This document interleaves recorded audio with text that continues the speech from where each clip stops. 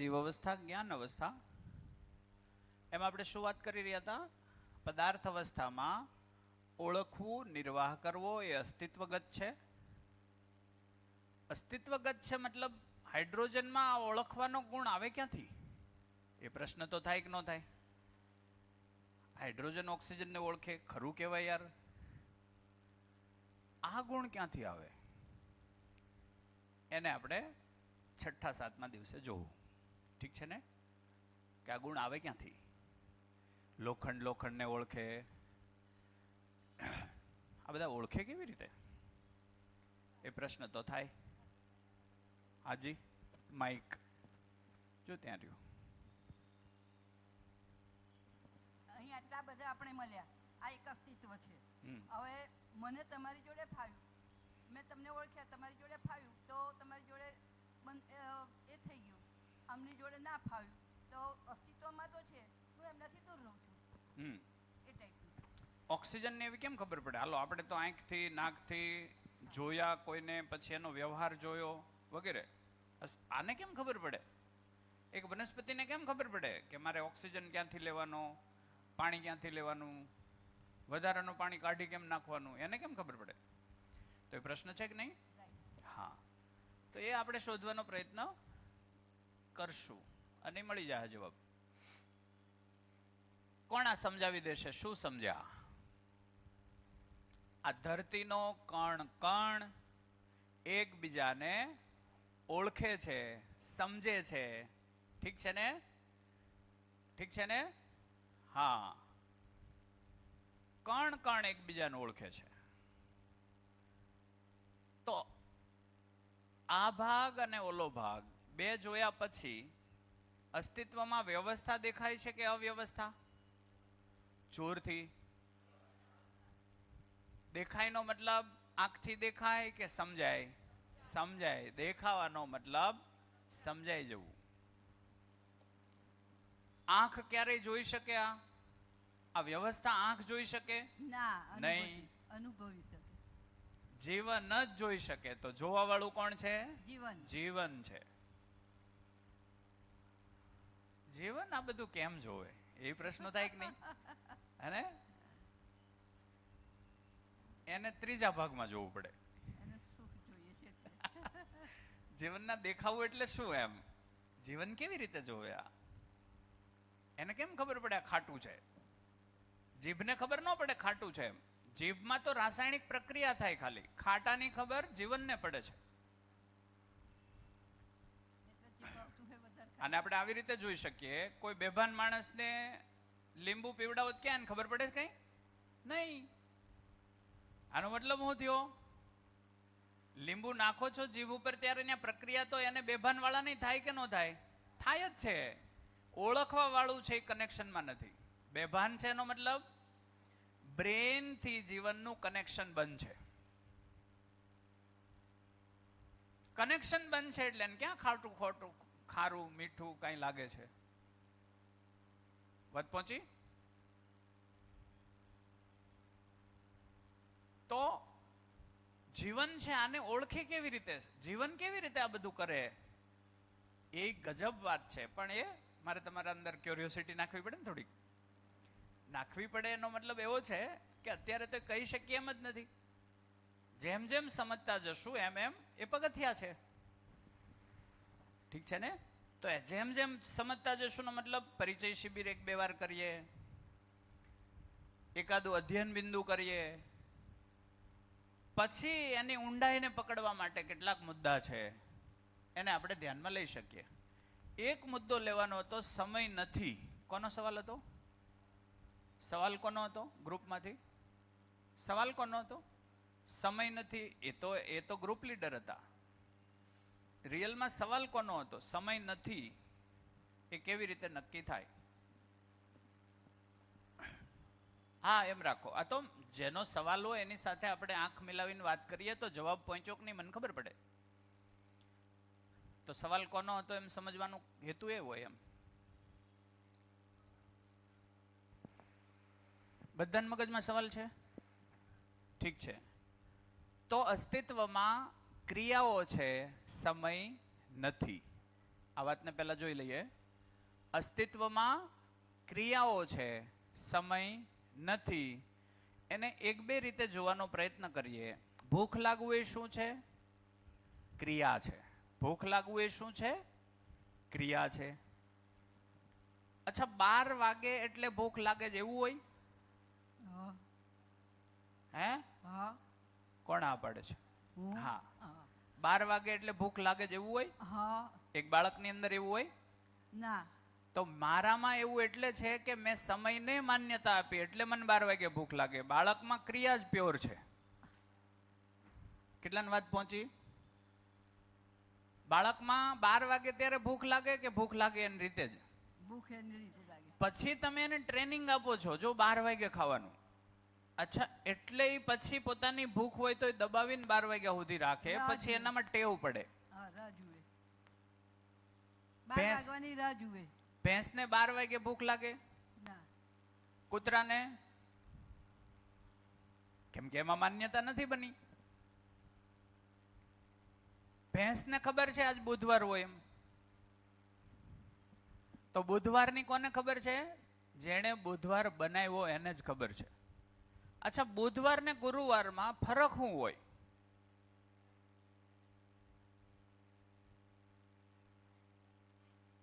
બોલો બોલો.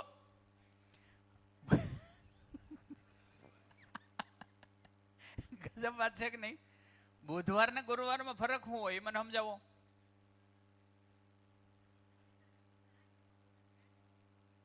શું ફરક હોય? હા, આપણે ખાલી આપણી વ્યવસ્થા માટે, માનવ જાતની વ્યવસ્થા માટે એને નામ આપ્યા. દિવસ દિવસ હોય, ઠીક છે ને? હા, પ્રશ્ન. Mike mike Mike.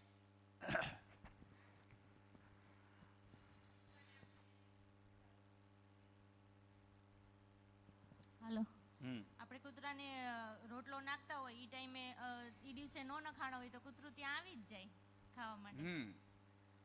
તો એ આપણી હારે રહ્યું. માણસ હારે જેટલા રહ્યા એને ખબર પડી કે માણસ કોઈક એવા ભ્રમમાં છે અને એ ભ્રમ સાથે જીવે છે, તો આપણે એની હારે જીવવું હોય તો એની હારે મેચ થવું પડશે.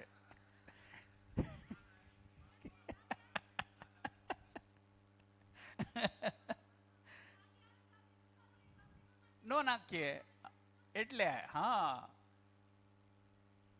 તો એક તો વાત અહીંયા આ નીકળી કે ભૂખ એક ક્રિયા છે, એને સમય સાથે કોઈ લેવા દેવા નથી. એ લાગ્યા જ કરે. એનો અંદર કંઈક ખાલી થઈ ગયું એટલે લાગે, એ ભરી દો એટલે પાછું પૂરું. આવું જ કે નહીં? એક ભાગ અહીંથી એવું લાગે કે સમય જેવું કશું નથી. એક ભાગ એ કે આપણે માની નથી લેવું, આપણે 2-4 રીતે ચકાસીએ. બીજો એવો ભાગ વિચારીએ કાંઈ કે એક માણસને 4 દિવાલની અંદર સૂર્ય ન દેખાય એવી રીતે બંધ કરી દો, તો એને સમયની ખબર પડશે? શું લાગે? નહીં. આનો અર્થ શું થયો? તમે બહાર છો ત્યારે કોઈ ક્રિયાના આધારે તમે માપ કાઢો છો. સૂર્ય દેખાવો, સૂર્ય ઢળવો એ શું છે? પૃથ્વી ફરે છે આમ.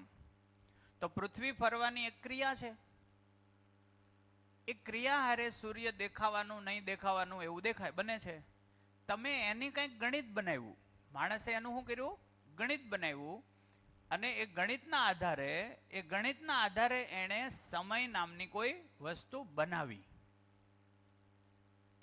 આદિમાનવ વખતે બુધવાર ગુરુવાર હતો? નહીં. ત્યારે વર્ષની ગણતરી હતી? નહીં.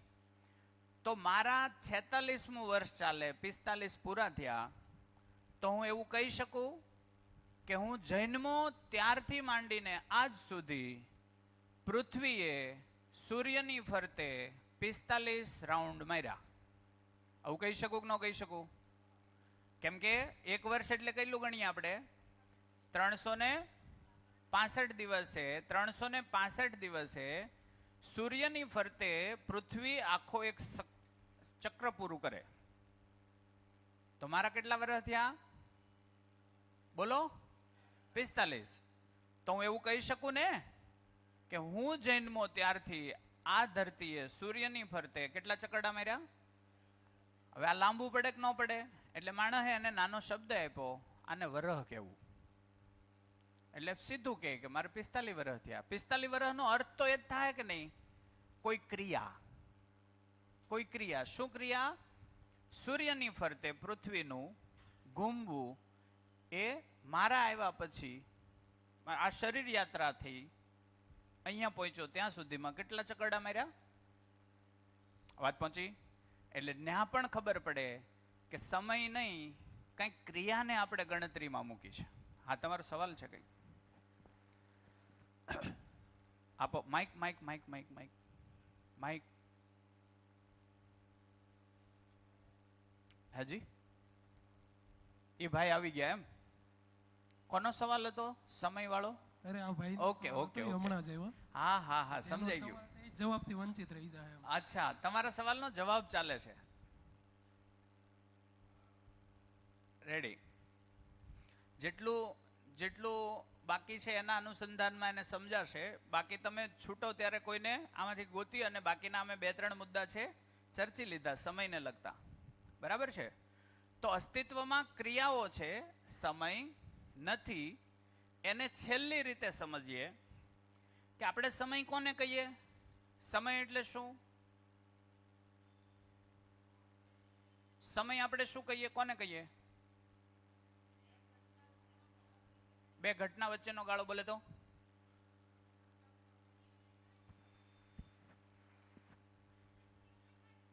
સૂર્ય આથમે ને સૂર્ય ઉગે, એનો મતલબ પૃથ્વી ફરે છે. આમ કેટલાને એ ખ્યાલ આવી જાય? આ ઘટના આવી છે. આ ઘટના આવી છે, ધારી લો કે આ સૂર્ય છે.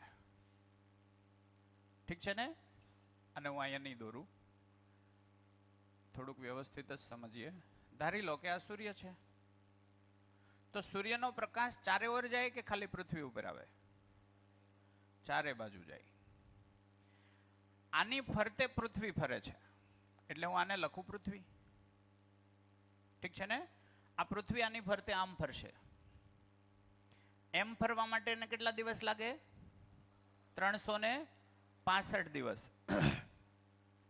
એ ઉપરાંત આ પૃથ્વી આમ પણ ફરે છે. આમ સમજાઈ ગઈ? આમ પણ ફરે છે અને આમ પણ ફરતી જાય છે. કેટલાને સમજાઈ ગયું? હવે આમ ફરે છે ને આમ, ત્યારે આ ભાગમાં શું હશે?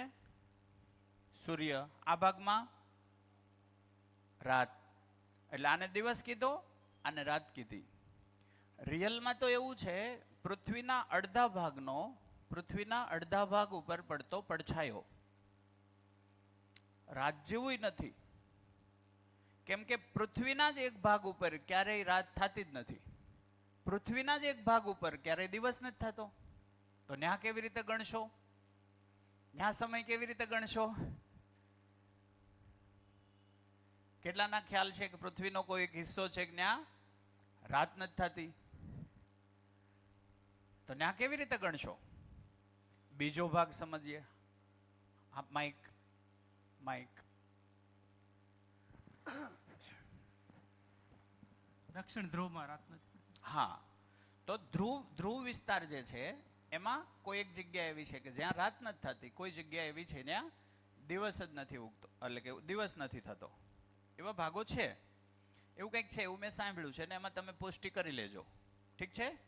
બીજો ભાગ તો રાત અને દિવસ છે એટલે પૃથ્વીનું એક ચક્કરડું જ ને, પૃથ્વીનું ઘૂમવું.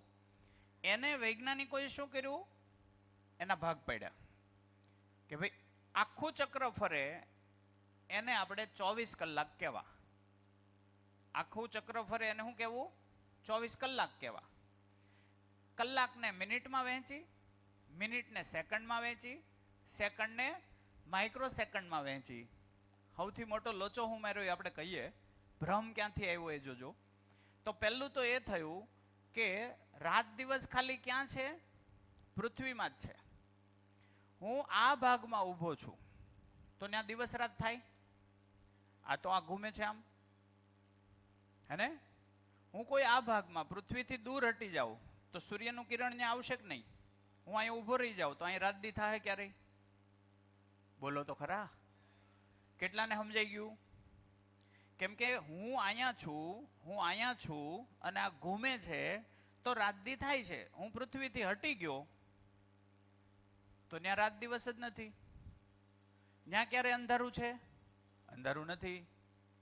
તો તમે ગણશો કેવી રીતે? બુધવાર, ગુરુવાર, શુક્રવાર, અહીંયા સમય ગણીએ કો? વાત પહોંચે છે? વાત પહોંચે છે? અચ્છા, હવે બીજો મુદ્દો થાય. સમય પૂરો થઈ જવાનો ને એવું કહે ને ઘણા. સમય ચાલુ થઈ જવાનો ને સમય પૂરો થઈ જવાનો. ઠીક છે ને? આ બ્રહ્માંડ કેટલા વર્ષથી છે? વરહના આધાર ગણશો, પૃથ્વીના આધારે. અચ્છા, આ બ્રહ્માંડમાં પૃથ્વી એક જ છે કે આ પૃથ્વી તો એક કણ જેટલું જ છે? તો બાકીની બધી જગ્યાએ ગણશો હું દિવસ? શું લાગે છે? અસ્તિત્વમાં સમય જ સમય છે. એટલે આમ ગણીએ અસ્તિત્વમાં સમય જ નથી. ત્યાં બધું છે અને છે. તમારે ગણવું હોય તોય છે, ન ગણવું હોય તોય છે. ગણવું હોય તો ગણતરી કરો. કેટલાની વાત પહોંચી? આ ધરતી હતી, છે અને રહેશે. કદાચ આનો ન્યુક્લિયર બોમ્બથી નાશ કરો તો પાછી બનશે. ઠીક છે ને? સર્જન વિસર્જન, રચના વિરચના એ નિયમગત થયા કરે છે. પાછી થશે. પાછા ગણો કેટલા વર્ષ રહે. અચ્છા, આ ધરતીને કોઈ માણસ નુકસાન ન પહોંચાડે તો આ ધરતી કેટલા વર્ષ રહે? અનલિમિટેડ. વાત પહોંચી?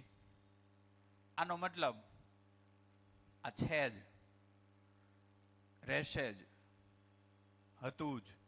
આ અસ્તિત્વ હતું, છે અને રહેશે એટલે આપણા સનાતન શબ્દ આવ્યો. અસ્તિત્વમાં કંઈક એવું છે કે એનો નાશ સંભવ નથી. એવા કોઈ તત્વો છે. એ તત્વો સુધી આપણે પહોંચશું ધીમે ધીમે. પણ અત્યારે આ વાત પકડાણી. તમે બીજું જોયું હોય તો સુનીતા વિલિયમ જે જગ્યાએ હતા ત્યાં 9 મિનિટનો દિવસ હતો એમ કહેતા. કેટલા મિનિટનો? 9 મિનિટનો જ દિવસ હતો એવું કંઈક કહેતા. એવું કંઈક મેં સાંભળ્યું હતું. તો સાચું કયું માનવું? આપણા દિવસને કે હતા એને? તો અસ્તિત્વમાં સમય નથી. નિયમનો મતલબ શું થાય? આપણે જેને સમય માન્યો એ સમય કે સ્થળ સાથે બદલાય નહીં અને નિયમ કહેવાય. તો સમય તો છે જ નહીં. ઠીક છે ને? એટલે નિરાતે તમે તમારે કાંઈ ઉતાવળ નથી, કાંઈ ભાંગી નથી જવાનું. આપણે શું કર્યું? ક્રિયાઓની અવગણના કરી. ડાયાબિટીસ ક્યાંથી આવી? નથી એને માની લીધું, નથી એને મહત્વ આપ્યું, છે એની અવગણના કરી. આપણે શું કર્યું? કિડનીઓ બગાડી નાખી, મૂત્રાશયો બગાડી નાખ્યા, આંતરડા બગાડી નાખ્યા. કેવી રીતે? ધંધામાં શું જરૂરી છે? સમય. ધંધામાં શું જરૂરી છે? સમય. ભાગો, નહીતર પાછળ રહી જશો. છોકરો 1 વર્ષ નાપાસ થાય ત્યાં તો આભ ફાટ્યું હોય એવું ઘરે માતમ સર્જાય. અલ્યા નાપાસ થયો છે, એમાં કઈ કિડની નથી ચોરી ગયું કોઈ? શું મોટી વાત છે આમાં?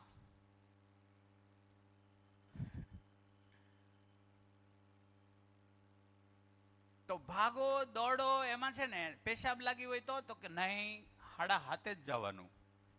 એટલે શું થયું? ક્રિયાની અવગણના, હાડા હાથનું મહત્વ. હાડા હાથ અસ્તિત્વમાં છે જ નહીં, પેશાબ અસ્તિત્વમાં છે. ભૂખ લાગી તો કે ભૂખ 12 વાગ્યા પહેલા ન લાગવી જોઈએ.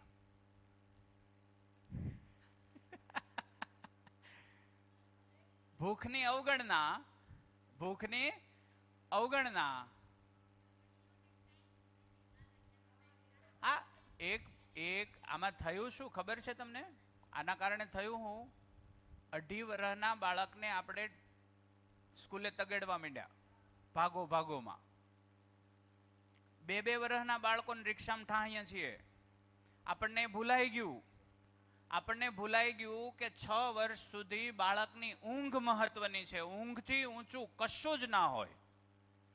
6 વર્ષ સુધી બાળકની અંદર ઊંઘથી વિશેષ કાંઈ ન હોય, અને 2 વર્ષે આપણે ઉઠાડીને રિક્ષામાં નાખીએ છીએ. કેમ? આપણને એમ થયું પાછળ રહી જશે. એક પણ વર્ષ બગડવું ન જોઈએ. અસ્તિત્વમાં વરહ જેવું કંઈ છે નહીં. બાળક છે, બાળકની અવગણના, વરહની ગણના. આવું થયું કે ન થયું? આવું થયું. આવું નહીં થવું જોઈએ, પણ થયું. ઠીક છે ને? હું એટલે આ કહું છું કે અમે અમારા બાળકને હોવા દીધા. અમે અમારા બાળકોને હોવા દીધા. નથી જવું? હુઈ જાવ. તો કાંઈ લૂંટાઈ નથી ગયું એવું મને લાગે છે. તો જઈને એને શું કરવાનું છે ને ઘરે રહી ગયો તો મારી શું ભૂમિકા છે? ઘરે રહી ગયો તો મારી શું ભૂમિકા છે? આજે ઉત્સવ મનાવો, આજે આપણે બે ભણશું, પણ એ તો આપણે નથી કરવું. આપણે ફોન લઈને બેહવો છે, એટલે એ જાય તો હું નવરી થાઉં.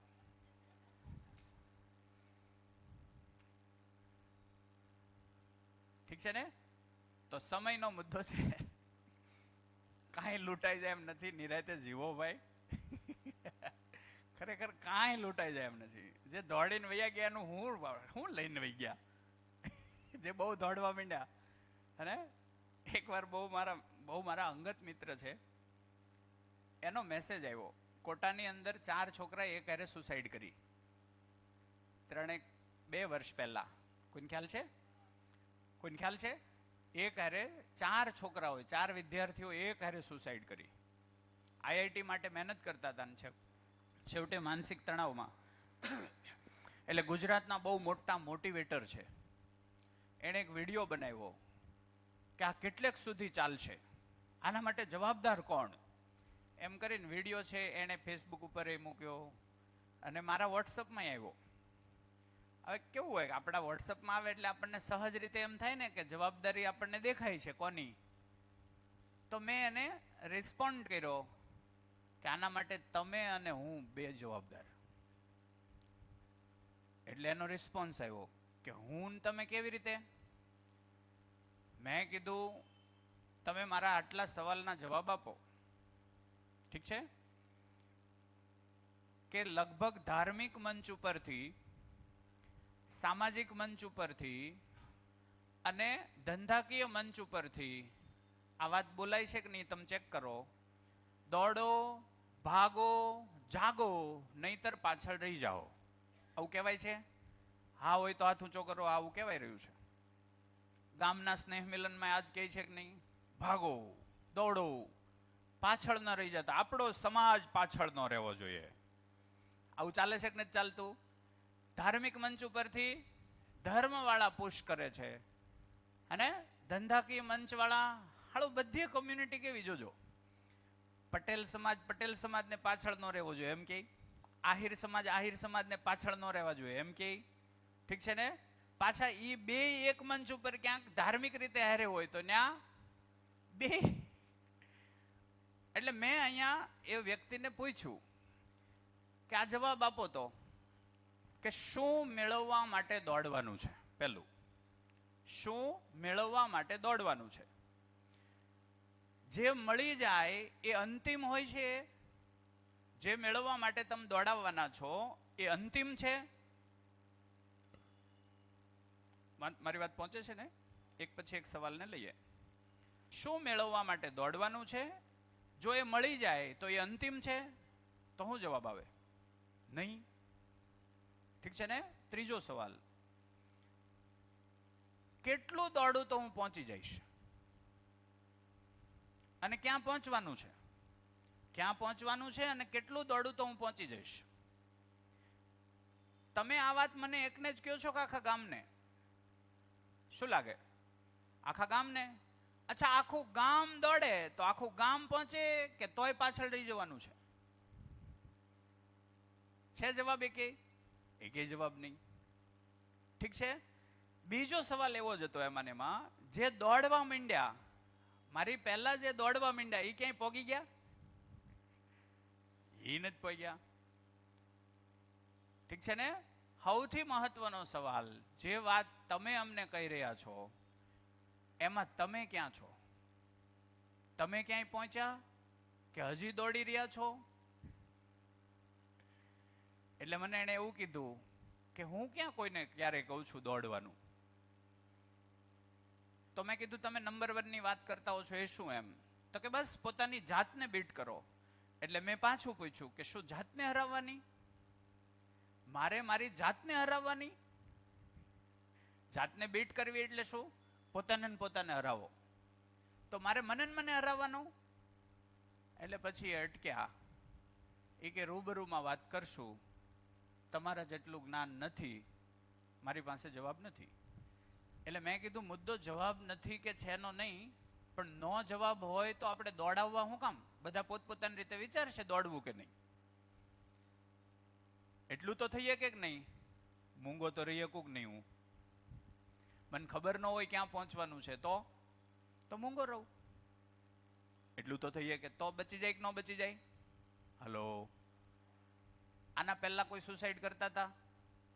50 વર્ષ પાછળ વહી જાવ, કોઈ સુસાઇડ કરતા હતા? કેમ નહોતા કરતા? કેમ કે ખોટું દોડાવવા વાળા નહોતા. કેટલી સીધી વાત છે. ખોટું દોડાવવા વાળા નહોતા.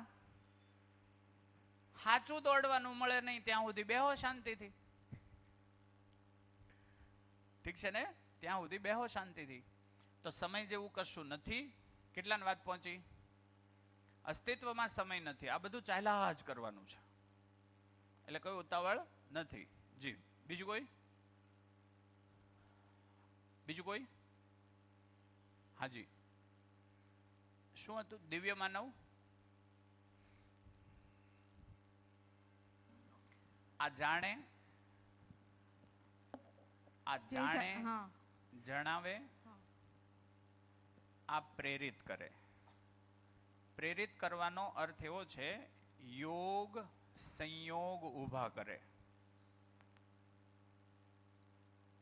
કોઈ માણસને જ્ઞાનની જિજ્ઞાસા છે, કોઈ માણસને જ્ઞાન, જો જ્ઞાનના અર્થમાં જ આ કામ કરે છે, ધનના અર્થમાં ક્યાંય કામ નથી કરતું. ખોડિયાર માને 2 શ્રીફળ વધેરો ને તમે ધનવાન થઈ જાઓ, એ ધનવાન થવું આકસ્મિક છે. ખોડિયાર માને ધન સાથે લેવા દેવા નથી. વાત પકડાઈ ગઈ? વાત પકડાઈ છે? આપણે હેના માટે ખોડિયાર માને શ્રીફળ વધેરીએ?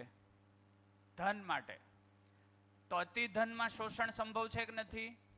તો ખોડિયારમાં તમને શોષણ કરવા પ્રેરે? તો અહીંયા સમજવું કે દેવ માનવ છે એ આ ધરતીને નુકસાન કરવા માટે તમને પ્રેરણા આપે? ના આપે. તો દેવ માનવ જ્ઞાનના અર્થમાં જાણવું, જણાવવું એ ક્રિયામાં હોય. પ્રેરિત કરવું, દિવ્ય માનવ છે એ પ્રેરિત કરે. પ્રેરિત કરવા માટે એ ફિઝિકલી ન હોય એવું બને, પણ એનું જીવન અસ્તિત્વમાં, જેની તીવ્ર જ્ઞાનની ઈચ્છા છે, એના માટે યોગ સંયોગ ઊભા કરે. જે જ્ઞાન યુક્ત છે એનો એની સાથે યોગ, યોગ થવું એટલે મળવું. માણસ માણસ સાથેનો સમન્વય, મુલાકાત થઈ જાય, એને શું કહેવાય? યોગ. હાજી, શું થયું? Mike mike mike mike mike અહીં માઇક પહોંચાડજો ને. ક્યાં માઇક છે?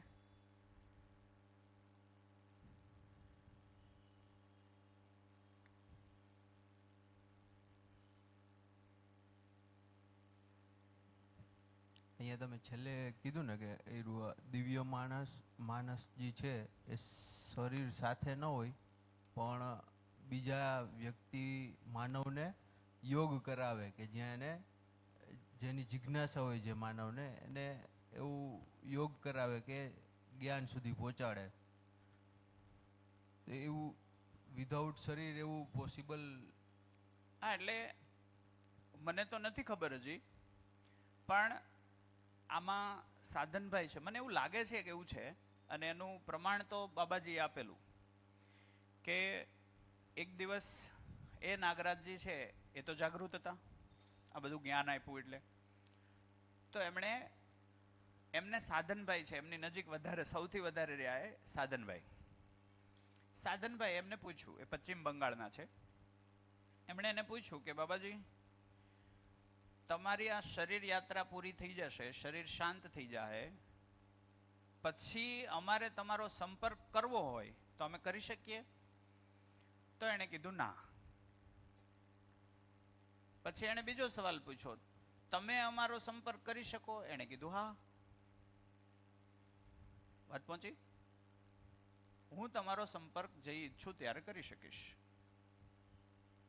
તો કોઈ વ્યક્તિની તીવ્ર ઈચ્છા હોય, સમજી લો કે મારી કોઈ જ્ઞાનના અર્થમાં કોઈ જગ્યાએ ફસાવટ છે, જ્ઞાનના અર્થમાં હું જ્યાં અટક્યો છું મારે ત્યાંથી આગળ જવું છે, એના અર્થમાં હું તીવ્ર ઈચ્છાના 3 પ્રકાર કીધા.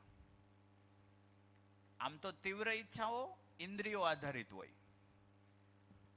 સૂક્ષ્મ ઈચ્છાઓ સત્ય આધારિત અથવા તો ધર્મ, ન્યાય અને ધર્મ આધારિત હોય, અને કારણ ઈચ્છાઓ ઈશ્વર અથવા તો સત્ય આધારિત હોય. ત્રણેય ઈચ્છાઓ સાથે દરેક માણસ હોય. તીવ્ર ઈચ્છા, સૂક્ષ્મ ઈચ્છા અને તો તીવ્ર ઈચ્છા તલ ઉપર હોય. પાણીપુરી ખાવી, દાબેલી ખાવી, ફરવા જવું, એ બધી કેવી ઈચ્છાઓમાં આવે? આપણી અંદર ભ્રમિત માણસમાં તીવ્ર ઈચ્છા એની હોય ઇન્દ્રિયો આધારિત. માનવની અંદર તીવ્ર ઈચ્છાઓમાં સૂક્ષ્મ ઈચ્છાઓ આવી જાય, જ્ઞાનના અર્થમાં ઈચ્છાઓ હોય. અને દેવ માનવ, દિવ્ય માનવની અંદર પ્રમાણિત થવાના અર્થમાં કારણ ઈચ્છાઓ એ મૂળભૂત સ્તરમાં આવી જાય, એમાં ખાવું પીવું નોર્મલ થઈ જાય. ઠીક છે ને? તો જે વ્યક્તિ પૂર્ણતાને પામે છે એ અશરીર એટલે શરીર વગર પણ સંપર્ક કરી શકે.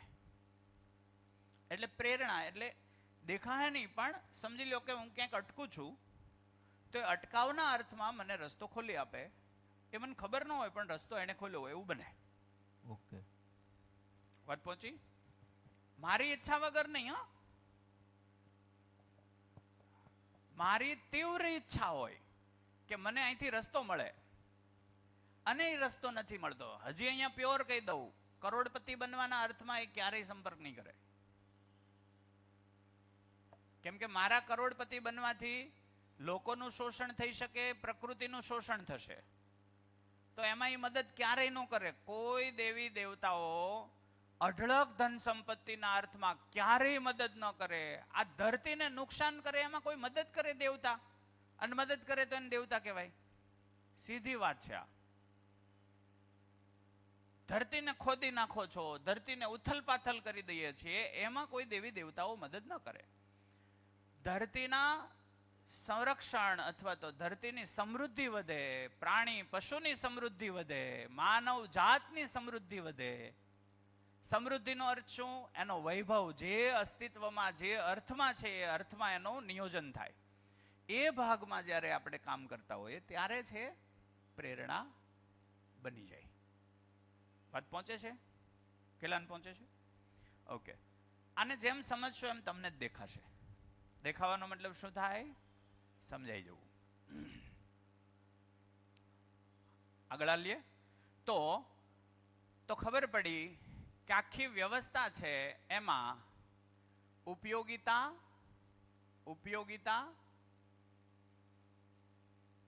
પૂરકતા છે.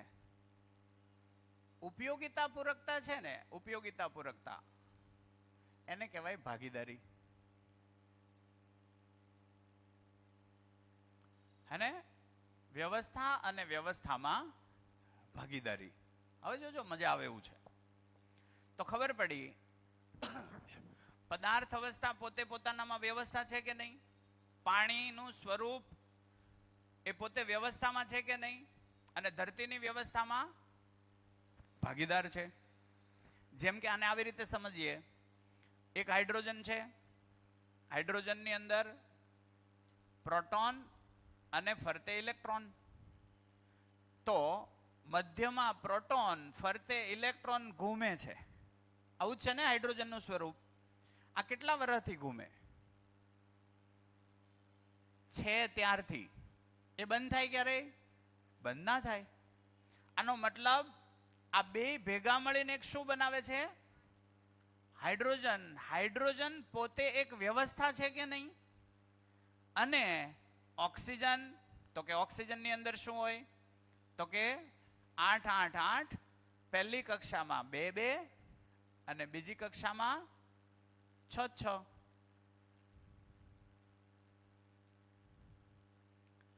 આ ઓક્સિજન, આવો જ બીજો હાઇડ્રોજન,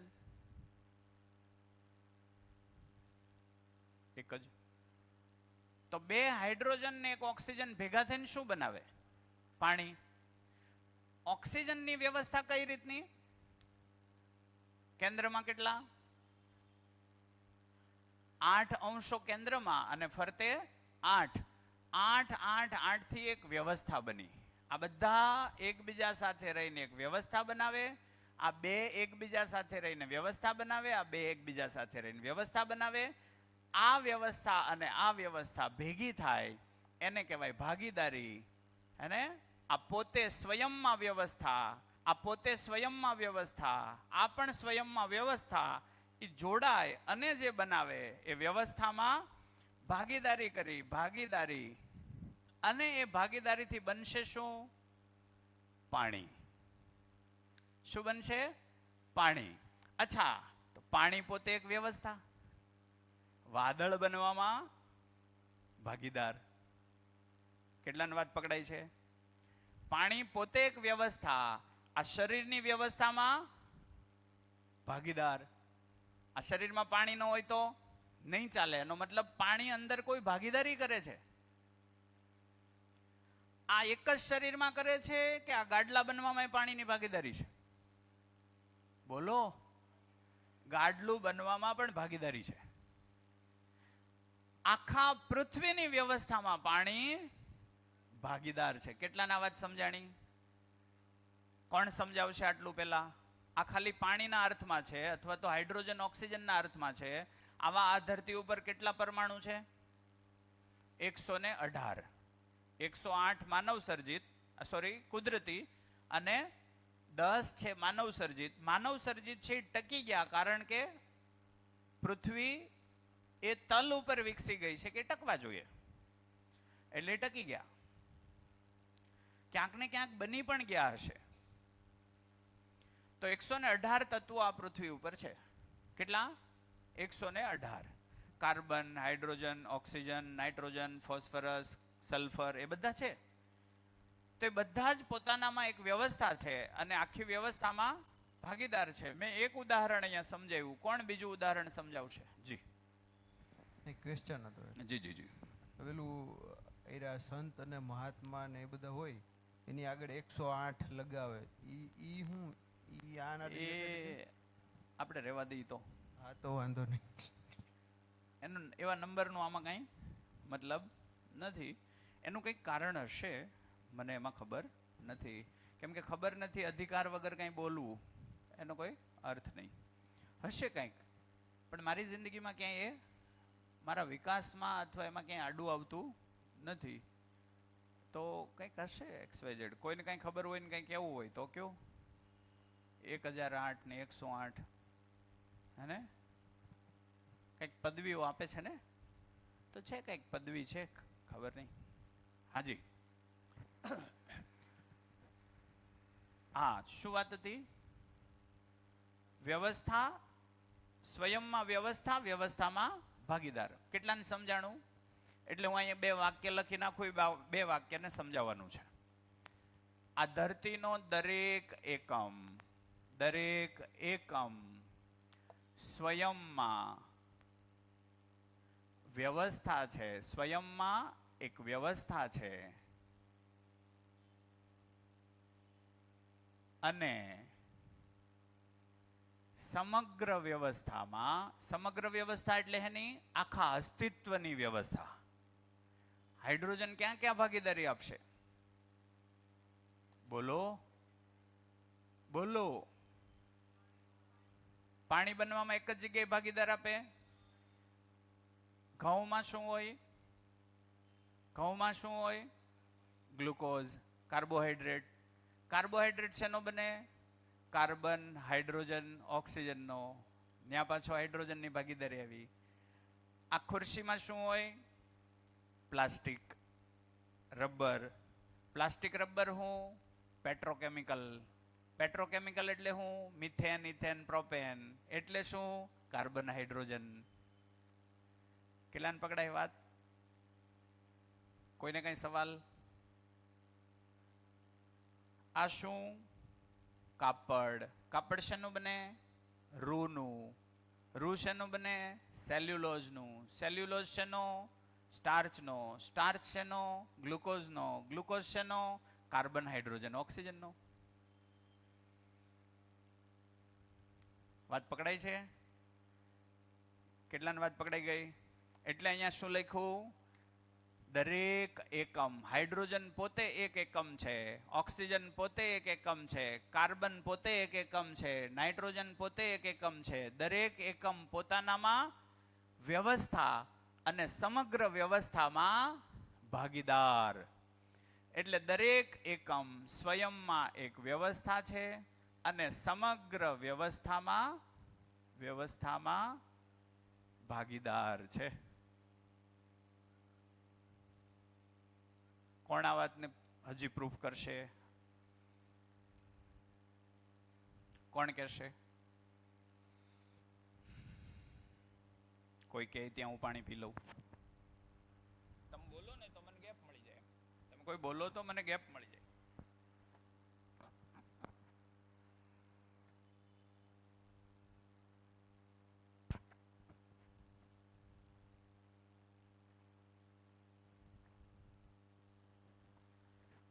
હાજી.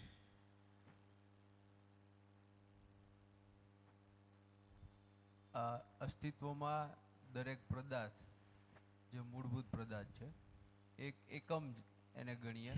એમાં મનુષ્યને, માનવને બી એક એકમ ગણીએ તો એક સ્વયંમાં એક વ્યવસ્થા છે અને સમગ્ર વ્યવસ્થા છે એમાં ભાગીદાર છે. એટલે એ જો માણસને એકમ ગણીએ અત્યારે તો એને જીવવા માટે જે છે એ આખી પ્રકૃતિ એને યુઝ કરે છે, ઉપયોગ કરે છે અને એનું નિર્વાહ કરે છે.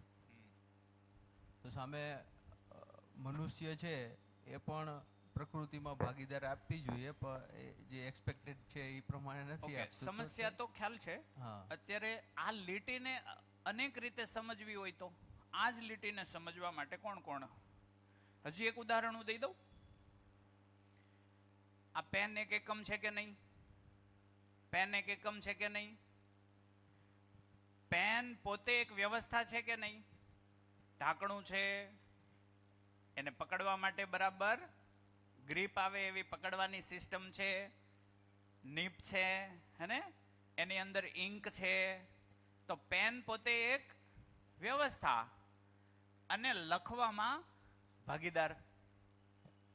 બોર્ડ સાથે ભાગીદારી કરશે કે નહીં? બોર્ડ નહીં હોય તો એની ભાગીદારી ક્યાં? તો બોર્ડ પોતે એક વ્યવસ્થા અને સમગ્ર વ્યવસ્થામાં આ સભા ચલાવવી હોય તો આ પેનની ભાગીદારી જોઈએ કે ન જોઈએ? આ પેન વગર આ સભા આગળ ચાલે તો કથા થઈ જાય. કથામાં શું હોય? One way. સાંભળવાનું હોય, સમજવાનું ન હોય. મોટા ભાગે શું થાય કથામાં? શું થાય? સાંભળવાનું. સમજાય ન સમજાય એનું ગેરંટી નહીં. આવો મજા આવશે. તમને મજા ન આવે તો ઘડીક તબલા મંજીરા વગાડીએ તો પાછા તમને મજા આવી જાય, વળી પાછું આપણે થોડુંક ચલાવીએ. અહીંયા પેન છે એ શું છે? એક વ્યવસ્થા છે અને આ હોલની વ્યવસ્થામાં ભાગીદાર. પંખો પોતે એક વ્યવસ્થા, હોલની વ્યવસ્થામાં ભાગીદાર. આ ગાડલું પોતે એક વ્યવસ્થા, આ સભાની વ્યવસ્થામાં ભાગીદાર. આ ખુરશી પોતે એક વ્યવસ્થા, સમગ્ર વ્યવસ્થામાં ભાગીદાર. કેમેરો પણ પોતે એક વ્યવસ્થા. અને જે વાત થઈ રહી છે એ અહીંયા નથી ને એને સાંભળવી છે અથવા અહીંથી ફરીને પછી સાંભળવી છે. સાંભળવી છે એના માટે વ્યવસ્થા જોઈએ. વ્યવસ્થામાં એક કેમેરો ભાગીદાર છે. વાત પહોંચી? વાત પહોંચી? આવી બીજી કોઈ ઉદાહરણ શોધી કાઢો. માઇક લો. આ હોલની બહાર નીકળીને કઈ તો વાંધો નહીં, અહીંયા ના લ્યો, અહીંયા ના લ્યો, વાંધો નહીં. આ જે સાઉન્ડ સિસ્ટમ સાઉન્ડ સિસ્ટમ છે એ હોલની વ્યવસ્થાની બહાર નીકળીએ તો શિક્ષણ વ્યવસ્થા છે એ સમગ્ર વ્યવસ્થા બનાવવા માટે ભાગીદાર છે. એવી રીતે બીજી ન્યાયતંત્ર બનાવેલું છે આપણે, જે અલગ અલગ વ્યવસ્થામાં ભાગીદાર છે સમાજ હે. વ્યવસ્થામાં. ન્યાયતંત્ર ભાગીદાર કઈ રીતે? અવ્યવસ્થા એમાં બનાવવામાં. ન્યાયતંત્ર છે ને એ નાગરાજજીએ કંઈક 12 કે 25 નિવૃત્ત જજ સાથે શિબિર કરી. એક ન્યાયાધીશ, નિવૃત્ત ન્યાયાધીશ હતા, એની સાથે એ નાગરાજજીને બેસવાનું થયું. મેં સાંભળેલી વાત છે, આમાં તમારો વિવેક રાખવો. સાંભળેલી હોય એટલે કેવું હોય કે એમની સાથે જે પ્રબોધક હતા એમાં સોમભાઈ જ હતા, તો સોમભાઈ આ વાત કરેલી. તો એમણે ન્યાયાધીશને સીધું જ એવું કીધું કે તમે ન્યાય કરવાની ક્ષમતા નથી ધરાવતા, તમે ખાલી ચુકાદા આપો છો. પછી એણે એક બે એક્ઝામ્પલ આપ્યા, એટલે એ ન્યાયાધીશને વાત પહોંચી, એટલે એણે એવું કીધું કે અમે જેટલા નિવૃત્ત જજ છીએ ને એની એક શિબિર લ્યો તમે. પછી નિવૃત્ત જજની એક શિબિર થઈ અને એમની સાથે વાત થઈ. કાલે આપણે ન્યાયની વાત કરશું એટલે તમને દેખાશે કે ન્યાય નથી થતો, ચુકાદો થાય છે. ઠીક છે ને? ચુકાદો આપવામાં આવે. ન્યાય બહુ મોટી ચીજ છે, બહુ જ ઊંચી ચીજ છે. પહેલું વહેલું જન્મ લેતું બાળક અન્યાયનો ભોગ ઘરમાં બને છે. ત્યાંથી જ અન્યાય ચાલુ થાય. સરકાર તો બહુ આગી જ વાત છે. પહેલો અન્યાય આપણા ઘરેથી થાય. કારણ છે કંઈક કારણસર, કેમ કે આપણને ન્યાયની સમજ નથી, એટલે સ્વાભાવિક રીતે સમજ નથી ત્યાં સુધી ગલતીઓ થવાની. એટલે એક સૂત્રને કાયમ યાદ રાખો, આમાં તમને ક્ષોભ કરવાની જરૂર નથી, પણ દરેક માણસ ગલતીઓના અધિકાર સાથે જન્મે છે, પણ સાચાની સમજ માટે એનામાં ક્ષમતા છે. એ ક્ષમતાનો ઉપયોગ કરવો આવશ્યક છે શરીર યાત્રામાં. એ ન કરે તો ભૂલ છે. શું કીધું? દરેક માણસ ગલતી કરવાના અધિકાર સાથે છે, એટલે ગલતીઓ કરી શકે, એમાં કઈ વાંધો નથી. સમજ નથી ત્યાં સુધી શું છે? ગલતીઓ. પણ એની પાસે સમજવાની ઇન્ફિનિટિવ સમજવાની તાકાત છે. એ એનો ઉપયોગ નથી કરતો. ન્યાય એ સમસ્યા કહેવાય. ન્યાય પોતાની સાથે અન્યાય કરે છે. તો પોતે સમજવાની ક્ષમતા સાથે છે તો એ સમજે, સમજવા બેસે, એને સમજવા બેસશે, સમજાઈ જશે ન્યાય શું છે. તો મારા ઘરે આવતા બાળકને હું અન્યાય નહીં કરું, એને ન્યાય કરીશ. એવું થઈ શકે કે નહીં? તો નહીં સમજીએ ત્યાં સુધી અન્યાય રહેશે. ઠીક છે ને? સમજદાર બનશું એટલે ન્યાયની પરંપરા બેસશે. અત્યારે એની પરંપરા ચાલે છે અન્યાયની. અન્યાયની પરંપરા થાય એટલે અપરાધ વધે. આ એનું સૂચક છે. ફરીથી, અન્યાયની પરંપરા હોય એટલે પેઢી દર પેઢીએ અપરાધ વધે, હિંસા વધે. આ એનું પરિણામ આ છે. અન્યાયનું પરિણામ અપરાધ, હિંસા છે. વાત પહોંચી? કેટલાને પહોંચી? કોણ સમજાવશે? જી. અન્યાયનું પરિણામ જે છે એ અપરાધ છે. એમાં એવું છે કે જ્યારે માણસ અસંતોષ હશે ત્યારે જે હીન ભાવ પેદા થાય એનામાં, કે આ મને સારું વધારે કરે છે, એટલે એનાથી એને પ્રૂવ કરવા અથવા તો એના ઉપરવટ જઈ અને એને દબાવવાની કોશિશ કરશે, અને ત્યાંથી અપરાધની શરૂઆત થશે. એવી રીતના એને કદાચ હજી કોઈ આમાં સમજાવવા માંગે છે? શું વાત થઈ રહી છે? અન્યાય થવાથી, અન્યાયની પરંપરા હોય એમ એમ અપરાધ વધવા માંડે. ન્યાયની પરંપરામાં શાંતિ વધે, અહિંસા વધે. અન્યાયની પરંપરામાં હિંસા વધે. આને કદાચ સમજણની દ્રષ્ટિએ લઈ શકીએ કે સમજણ છે, સમજણની દ્રષ્ટિએ, મતલબ સમજણ જ્યાં સુધી નથી ત્યાં સુધી અપરાધ રહેવાના જ છે. હા, કેમ કે સમજણ નથી એટલે એક બાળક સાથે ન્યાય થશે કે અન્યાય? અન્યાય થશે. અન્યાય થાય ત્યારે એનું શોષણ થયું હોય કે પોષણ? શોષણ. શોષણ કોઈ પસંદ કરે? નહીં. પોતાના શોષણ બનેલો હોય, પોતે શોષિત થયેલો હોય, એ તક મળશે ત્યારે શું કરશે? શોષણ. શોષણ. તો શોષણથી શોષણ વધે, શોષણ મોટું થતું જાય અને અપરાધ કહે. ઠીક છે ને? એમ અપરાધ વધતો જાય. તો છેલ્લા 50 વર્ષમાં, આમ તો આખો માનવ ઇતિહાસ લઈ લ્યો, તો અપરાધ વધતા ગયા કે ઘટતા ગયા? ક્રાઇમ વધતા જાય છે. હા, પહેલા રાજા વચ્ચે થતા હતા, ઈ બંધ થઈ ગયો. ઘરમાં ને ઘરમાં જાજુ થાય છે. ઘરમાં ને ઘરમાં જાજા શોષણો થાય છે એકબીજાના. હાજી, બીજું કોઈ? સર, તો જે ન્યાયાલયની અંદર ન્યાય તો નથી થઈ રહ્યો. બાબાજી એવું કીધું હતું કે ચુકાદો એ લોકો આપે છે. ચુકાદો આપે. તો સર, આ ચુકાદો જે છે અત્યારની માનવ જાતિ માટે યોગ્ય નહીં કહેવાય, એમ કહું છું કે યોગ્ય કહેવાય સર? જેમ કે અત્યારે આટલું ઓકે જ છે, ગુડ છે. હા, હું એમ એ ગુડ જ છે. પણ અપેક્ષા શેની બની રહેશે? ન્યાયની. ઠીક છે રે? અપેક્ષા તો ન્યાયની જ રહેવાની કે નહીં?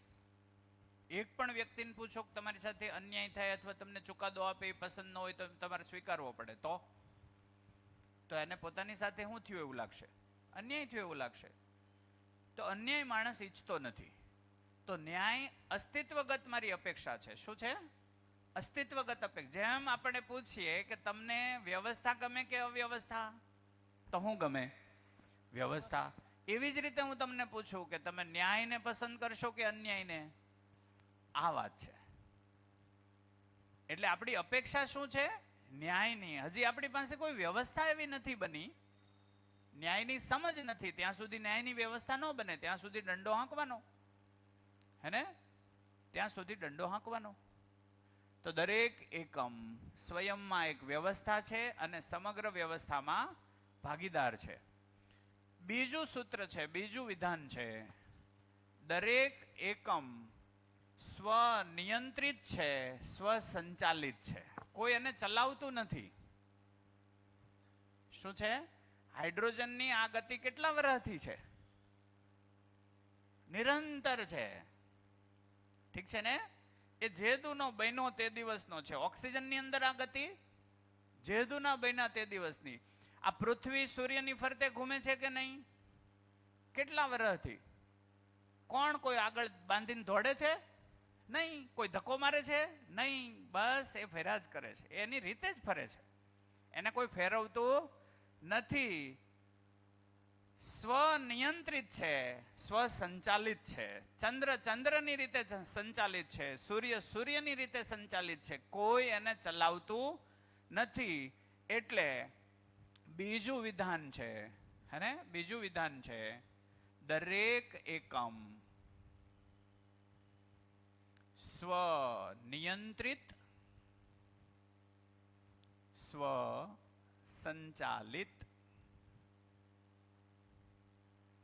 છે. કોઈ વાત ન પકડાય ને મને કહેજો હાથ ઊંચો કરીને, આમાં શું કહેવા માંગો છો એમ? હા, નિયંત્રિત અને સ્વનિયંત્રિત અને સ્વસંચાલિત બંને પર્યાયવાચી છે, બેનો મિનિંગ એક જ થાય? એને આપણે આવી રીતે લઈ શકીએ. દાખલા તરીકે આની વચ્ચેનું અંતર, અને આમની અને આમની વચ્ચેનું અંતર કેટલું રાખવું, કેટલી દૂરી રાખવી, એ પોતે નક્કી કરે. એનાથી નજીક નહીં આવવાનું, એનાથી દૂરે નહીં જવાનું. એને કીધું નિયંત્રણ. એને ગતિ કેટલી કરવી, ઠીક છે ને? એને ગતિ કેટલી કરવી એ પણ પોતાનું નિયંત્રણ છે. એટલે એના પોતાનામાં નિયંત્રણ હોય. હવે બીજા સાથે ભાગીદારી કરશે ત્યારે પોતાનો એક પ્રભાવ હશે. એ પ્રભાવને બીજા સાથે જોડાવવું કે ન જોડાવવું, એ સંચાલન થયું. મારે કોની સાથે જોડાવવું, કોની સાથે ન જોડાવવું, એને શું કહેવાય? સંચાલન. વાત પહોંચી?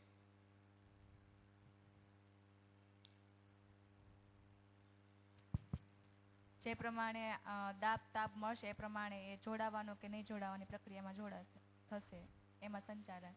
તો અહીંયા જે માત્રા વિધિથી નિયંત્રિત કે બીજ વિધિથી નિયંત્રિત છે, ત્યાં સંચાલિત એવો શબ્દ યુઝ કરી શકીએ આપણે?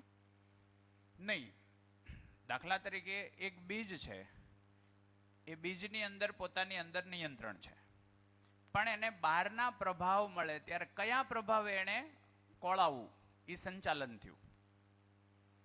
બાહ્ય પરિબળોમાં મારે ક્યારે રિએક્ટ કરવું, ક્યારે ન કરવું, વાત પહોંચી? તો એ બાહ્ય પ્રભાવથી સંચાલિત છે, સ્વયંમાં નિયંત્રિત, પોતે નિયંત્રિત છે, બાહ્ય પ્રભાવોથી સંચાલિત છે.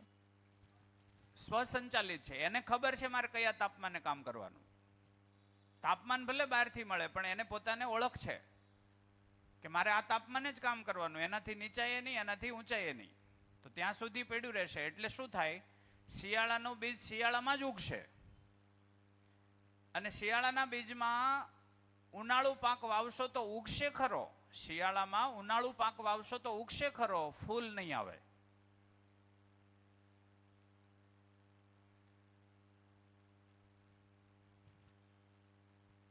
એટલે એ પોતે કરે છે કે થાય છે, બે અલગ અલગ સ્વયં રીતે થાય છે. એકલો તો નથી જ. ભાગીદારી છે કે નથી? ભાગીદારીમાં એકલાનો પ્રભાવ હાલશે કે પછી સંયુક્ત પ્રભાવ થશે? તો સંયુક્ત પ્રભાવ સંચાલન છે. વાત પહોંચી? સંયુક્ત પ્રભાવ. કેટલાની વાત પહોંચી? સ્વસંચાલિત એટલે પોતાની, સ્વનિયંત્રણ એટલે શું? પોતાની અંદર માળખું બનાવી રાખવું, પોતાની વ્યવસ્થા જાળવી રાખવી, એ થયું સ્વનિયંત્રણ. પોતે કોની સાથે કામ કરવું, કોની સાથે ન કરવું, એ શું થશે? સંચાલન. કેટલાના વાત પકડાઈ ગઈ? કોણ સમજાવશે? તો બે ડબલ. હા હા પ્લીઝ.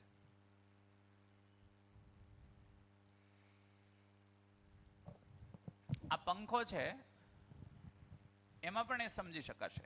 હાજી.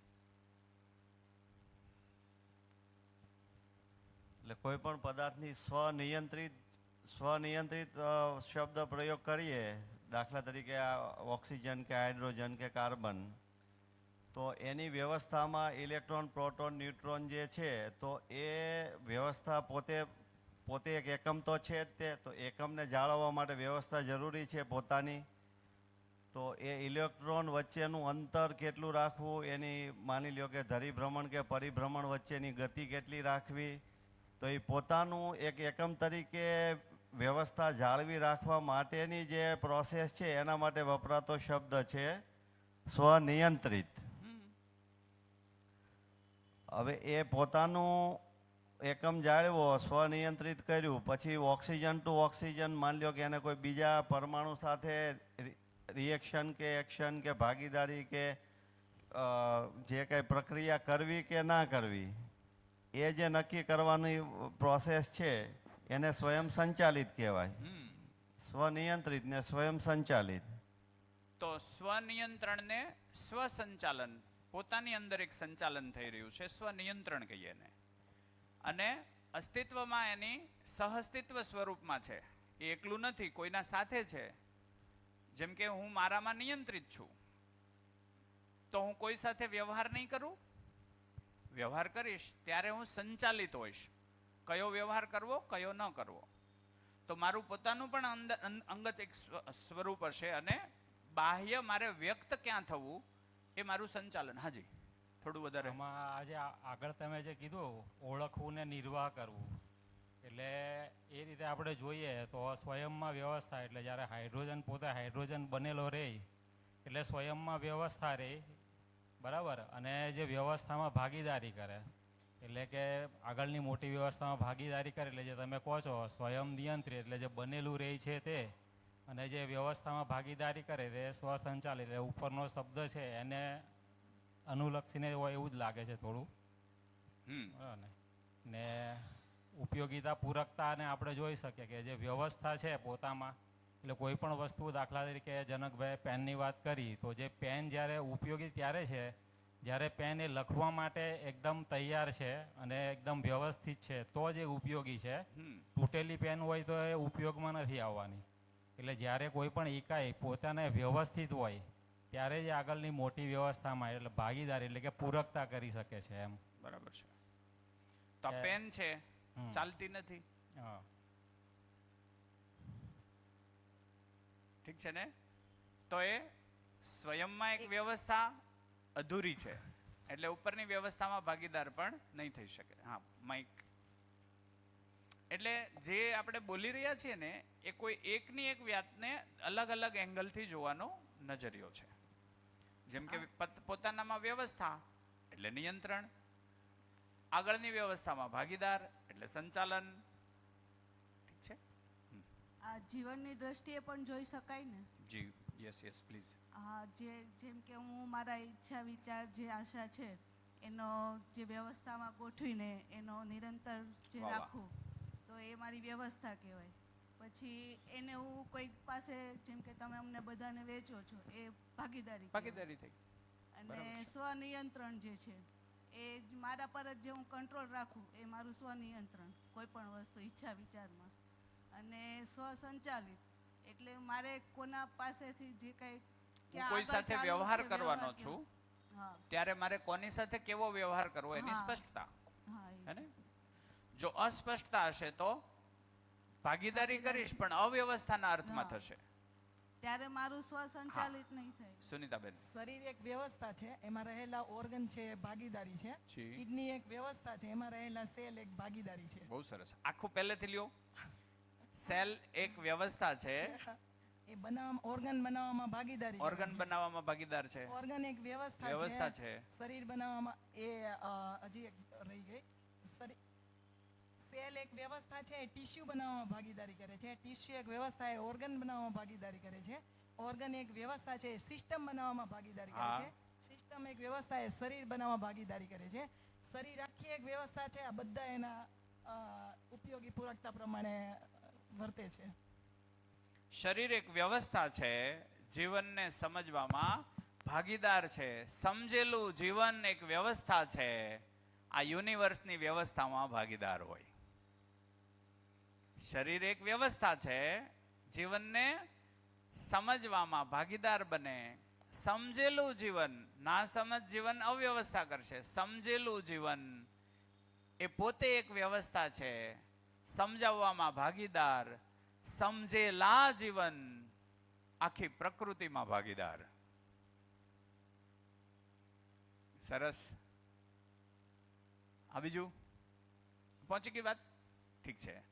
ત્રીજો મુદ્દો છે કે દરેક એકમ પોતાની ઉપયોગિતા અને પૂરકતા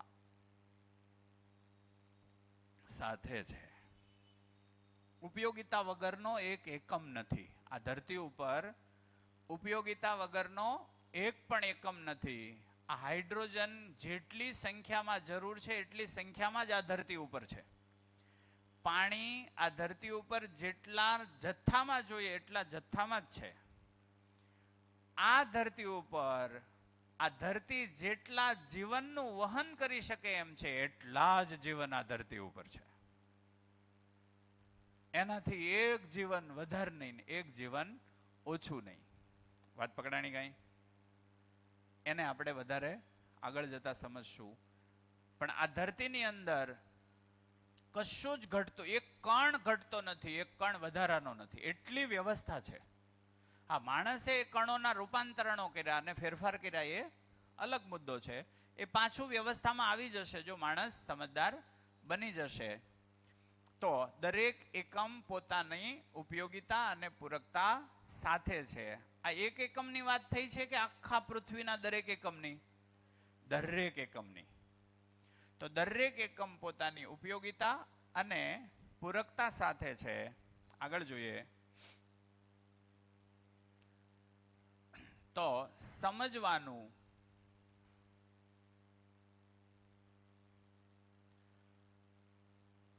ઉપરથી નીચે છે, વ્યવસ્થા નીચેથી ઉપર છે. આને કહીએ સમગ્રતા. સમજવાનું સમગ્રતાથી સૂક્ષ્મ તરફ છે. વ્યવસ્થા સૂક્ષ્મથી સમગ્રતા તરફ છે. વ્યવસ્થા ક્યાંથી ચાલુ થાય? હાઇડ્રોજનથી. પહેલા કોણ બને? હાઇડ્રોજન. પછી કોણ બને? હિલિયમ. પછી કોણ બને? કાર્બન. પછી કોણ બને? એમ કરતા કરતા પાણી બને, એમ કરતા કરતા માટી બને, એમ કરતા કરતા વૃક્ષો બને. તો વ્યવસ્થા કઈ તરફથી છે? સૂક્ષ્મથી સમગ્રતા તરફ વ્યવસ્થા બને. વાત પહોંચે છે? સમજવાનું ક્યાંથી છે? પહેલા આપણને પદાર્થ દેખાય કે પરમાણુ? માણસે સમજવાની શરૂઆત ક્યાંથી કરી? ઝાડથી. એટલે સમજવાનું ઉપરથી ચાલુ થાય અને સૂક્ષ્મ તરફ જાય. કેટલાની વાત પહોંચી? જી. એટલે સમજવાનું ઉપરથી નીચે તરફ છે અને વ્યવસ્થા નીચેથી ઉપર તરફ છે. અને એટલે આ છે વ્યવસ્થા છે એ નીચેથી ઉપર તરફ, એટલે સૂક્ષ્મમાં સૂક્ષ્મ એને આપણે ઈશ્વર કહીએ. તો ત્યાંથી એ વ્યવસ્થા આવે છે અને ચૈતન્ય અને જડ પ્રકૃતિ આ બધું જ એમાં છે.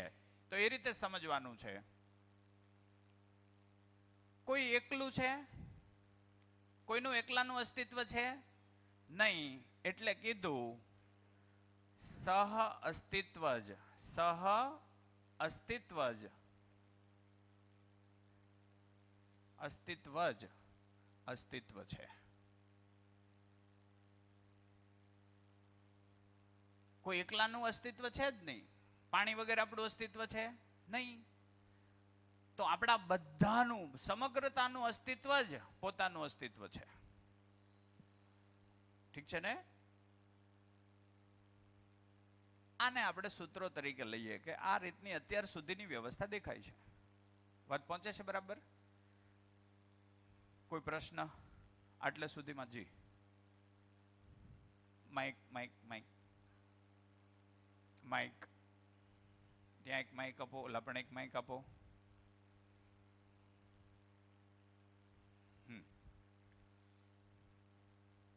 આજે છેલ્લી લાઈન લખી એ મેં લગભગ આગળ એને વાંચી છે કે સાંભળી છે કે અસ્તિત્વ જ સહઅસ્તિત્વ છે કે સહઅસ્તિત્વ જ અસ્તિત્વ છે? સહઅસ્તિત્વ જ અસ્તિત્વ છે. બધાનું અસ્તિત્વ રહેશે તો જ પોતાનું અસ્તિત્વ છે. એટલે આને આમ પણ લખી શકાય, અસ્તિત્વ અસ્તિત્વ સહઅસ્તિત્વ છે.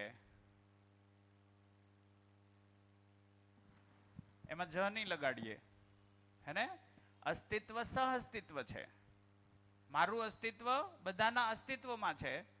બધાના અસ્તિત્વમાં જ મારું અસ્તિત્વ છે. ત્યાં બહાર પડે છે.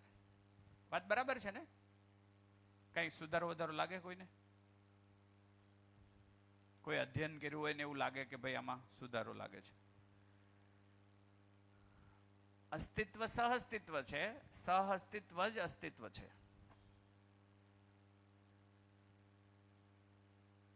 પાણીના અસ્તિત્વ વગર મારું અસ્તિત્વ ખરું? નહીં. આ ધરતીના અસ્તિત્વ વગર મારું અસ્તિત્વ ખરું? શરીરના અસ્તિત્વ વગર જીવનનું કંઈ કામ ખરું? નહીં. તો સહઅસ્તિત્વ જ અસ્તિત્વ છે. મારા અસ્તિત્વનો આધાર સમગ્રના અસ્તિત્વમાં છે. સમગ્રતાનું અસ્તિત્વ એને શું કીધું? સહઅસ્તિત્વ. મારા અસ્તિત્વની વાત આવે ને એકલું, પણ હું એકલાનો કોઈ મતલબ નથી. સહઅસ્તિત્વ જ અસ્તિત્વ છે. હા, કઈ માઇક માઇક માઇક માઇક. અસ્તિત્વ સહઅસ્તિત્વ છે એ નથી સમજાતું. મારું અસ્તિત્વ છે એ સહઅસ્તિત્વથી આવ્યું છે. એને આપણે થોડુંક કાલે ઉખેડશું. કેમ? આખું સમજશું ને એટલે હું આવ્યો ક્યાંથી ખબર પડશે. હું આવ્યો ક્યાંથી ખબર પડશે તો આ બધી પ્રક્રિયાઓનું પરિણામ હું છું. તો મારું અસ્તિત્વ છે ને એ સહઅસ્તિત્વના કારણે છે. કઈ પકડાય કે ન હાઈડ એટલે કાલે પકડશું. આ બનાવી રાખજો પ્રશ્ન. અસ્તિત્વ એટલે અસ્તિ એટલે છે, ત્વ એટલે વ્યવસ્થા. વ્યવસ્થા સાથે છે, બરાબર ને? એટલે વ્યવસ્થા સાથે સાથે વ્યવસ્થા છે એવું, મતલબ નીચેનું થોડુંક બરાબર લાગે છે, ઉપરનું હજી તો. ઓકે, આપણે એને હજી જોજો, હે? બે રીતે ચકાસશું. અસ્તિત્વ સહઅસ્તિત્વ છે, સહઅસ્તિત્વ જ અસ્તિત્વ છે. એ આના ઉપર એટલે વ્યવસ્થા છે અને વ્યવસ્થામાં ભાગીદારી હમણાં આવેલું ને એ પ્રમાણે વ્યવસ્થા છે એટલે અસ્તિત્વ અને વ્યવસ્થામાં ભાગીદારી એટલે સહઅસ્તિત્વ. બરાબર છે. એક ખ્યાલ નથી આવતો. દરેક એકમ ઉપયોગિતા પૂરકતા સાથે છે. કોણ સમજાવશે? દરેક એકમ ઉપયોગિતા પૂરકતા સાથે છે. ઉપયોગિતા એટલે, હા, ઉપયોગિતા એટલે શું ખબર? હું છું, હું ઉપયોગી ક્યાં આવ્યો? બટાકુ ક્યાં ઉપયોગી છે? પોષણ આપવામાં એની ઉપયોગિતા પ્રસ્થાપિત કરે છે. પંખો હવા ફેંકવામાં એની ઉપયોગિતા પ્રસ્તુત કરે છે. પેન લખવામાં એની ઉપયોગિતા પ્રસ્તુત કરે છે. આ પેનની માટે બોર્ડ પૂરક છે. પેન માટે બોર્ડ પૂરક છે. બોર્ડ વગર પેન હાલશે નહીં. તો પેન માટે બોર્ડ પૂરક છે, બોર્ડ માટે પેન પૂરક છે. પેનના પોતાની દ્રષ્ટિએ જુઓ તો લખવું એની ઉપયોગિતા છે. બોર્ડની પાસે જઈને બેઠા રહીને બોર્ડના તરફથી જુઓ તો લખવા માટે પોતે જે વ્યવસ્થા ઊભી કરી એ પોતાની ઉપયોગિતા છે. એટલે માયક પોતે છે એ બોલીને ઉપયોગિતા સાબિત કરે છે. ઘરમાં જો આને જોઈએ અથવા તો નિશાળમાં જોઈએ, ઘરમાં જ જોઈએ તો બાળક છે, મમ્મી છે. મમ્મીની ઉપયોગિતા બાળકમાં દેખાશે. કેવી રીતે? એ એને હાંચવશે, એની કેર લેશે, ત્યારે એ પોતાના મૂલ્યોમાં જીવશે. પોતાના મૂલ્યોમાં જીવશે. એટલે પોતાના હોવાનું કારણ જે છે એમાં એ પોતે ભાગીદાર બની રહી છે. એ એની ઉપયોગિતા છે. બાળક આવીને મા માટે પૂરક છે. બાળક મા માટે પૂરક છે. વાત પકડાણી? આને કોણ સમજાવશે હજી? ઉપયોગિતા પૂરકતા. હા, અશોકભાઈ સમજાવો. અહીંયા સમજાઈ ગઈ છે. ક્યાં? આ આપણે જે ચક્ર દોર્યું. ત્યાં સમજાણી. એમાં પહેલા સમજાય તો ઉપર સમજાય તો ઉભો થઈ જા. હાજી. પદાર્થ છે, માટી, પાણી, સમજો કે માટી જ છે. કોઈ વૃક્ષ માટે જ્યારે માટી ઉપયોગિતા શેના માટે છે? એનું પોષણ કે એને જે જરૂરિયાત છે એ માટીમાંથી લે છે. તો સામે પૂરકતામાં શું આપે છે? જ્યારે પાંદડા ખરે છે કે એને ફળદ્રુપતા વધારવા માટે એનું ફૂલ ખરે છે, કે જ્યારે પૂરકતા એનું પાછું એને પૂરું પાડી દે છે. જે એને લીધું છે સામે કંઈક આપી દીધું, એટલે સામું ચક્ર પૂરું થઈ ગયું. તો જ્યારે આપણે પણ પાણીની વાત કરતા હતા, તો શરીર માટે પાણી ઉપયોગી છે, તો શરીરમાં પાણીની પૂરકતા ક્યાં થઈ? પાણીના હોવાનું કારણ શું છે? કોષો બનાવવા, કોષોને જાળવી રાખવા. તો કોષો જ ન હોય તો પાણીનું કામ શું? તો એ કોષને જાળવી રાખવામાં કોષ બન્યો, એ કોષ પાણી માટે પૂરક છે.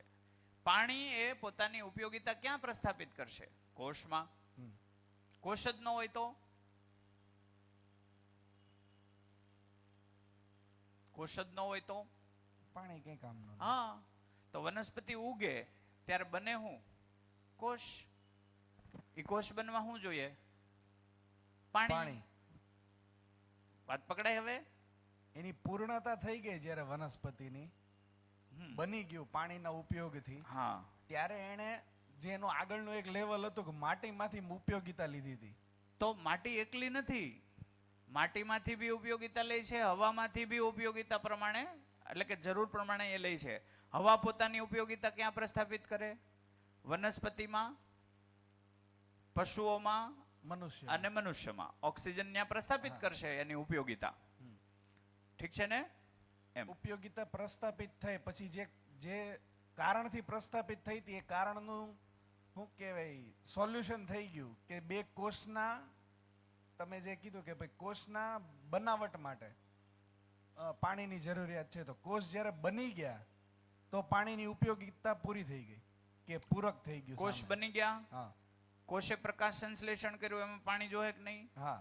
ઈ પાણીથી ફ્રૂટ બનશે, ફ્રૂટ બનશે, અનાજ બનશે. એટલે ઈ પાણી ક્યાં ઉપયોગિતામાં આવ્યું? એક ફ્રૂટ બનાવવામાં. એ ફ્રૂટથી ચકલી જીવન નિર્વાહ કરશે, પશુ પક્ષીઓ જીવન નિર્વાહ કરશે, એની જીવવાની આશા પૂરી થશે. ઠીક છે? એ ચકલીઓએ પોતાની ઉપયોગિતા ક્યાં પ્રસ્થાપિત કરી? વનસ્પતિઓમાં પરાગનયન કરવા, બીજને વેરવિખેર કરવા. એ બીજમાંથી પાછા નવા વૃક્ષો બન્યા, એને ફરી પાછા છે મનુષ્ય ખાહે તો એ વૃક્ષો ન્યા પાછી ઉપયોગિતા પૂરી કરે. ઉપયોગિતા પૂરકતાના અર્થમાં જ આખી સાંકળ છે. તો આખી ધરતી ઉપર આ ઘટના જોવા મળશે. ક્યાં અટકે છે કડી? મનુષ્યમાં અને પાણીમાં જ અત્યારે પેલા એક સમજાતું આ નથી. તો મનુષ્યમાં દાખલા તરીકે મેં કંઈક આ શીખ્યો, હું આ હોલમાં તમે કોઈ ન હોવ, એકલો બકું તો મેળવશે.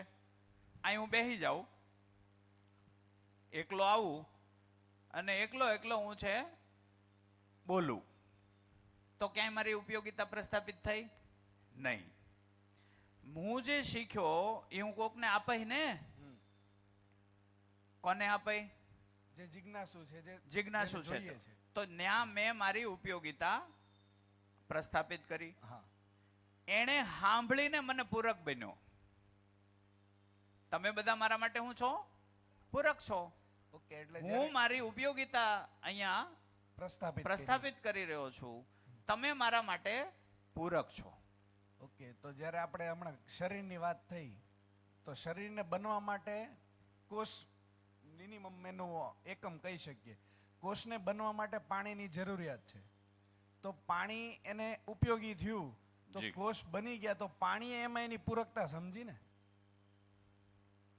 જેમ તમે ઉપયોગિતા પ્રસ્થાપિત કરી દીધી, હવે અહીંયા અમે ઉપયોગિતાને સ્વીકારી, એમાં તમે પૂરકતા સમજી.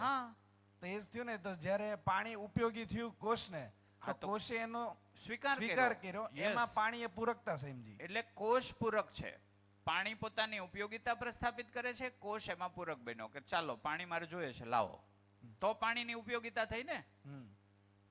ઠીક છે. તો કોષે જે સ્વીકાર કર્યો કે હા મારે પાણી જોઈએ છે, સારું થયું આવ્યા તમે, તો કોષ સ્વીકારે છે, લાવો પાણી. એટલે એ કોષે પૂરક બન્યું પાણીને. પાણીએ ત્યાં પોતાની ઉપયોગિતા પ્રસ્થાપિત કરી, કોષ એના માટે પૂરક થયો. હવે એ પાણીનો ઉપયોગ કરીને એક કોષ બીજા કોષનું સર્જન કરશે. ઠીક છે ને. તો એક કોષમાંથી બીજો કોષ બનવાની જે ક્રિયા છે, એમાં જે મટીરિયલ છે, એ મટીરિયલે પોતે પોતાની ઉપયોગિતા નવા કોષના સર્જનમાં પ્રસ્થાપિત કરી. નવો કોષ પોતે પણ એ બનવા માટે તત્પર છે, એ બની જાય એટલે પૂરકતા થઈ.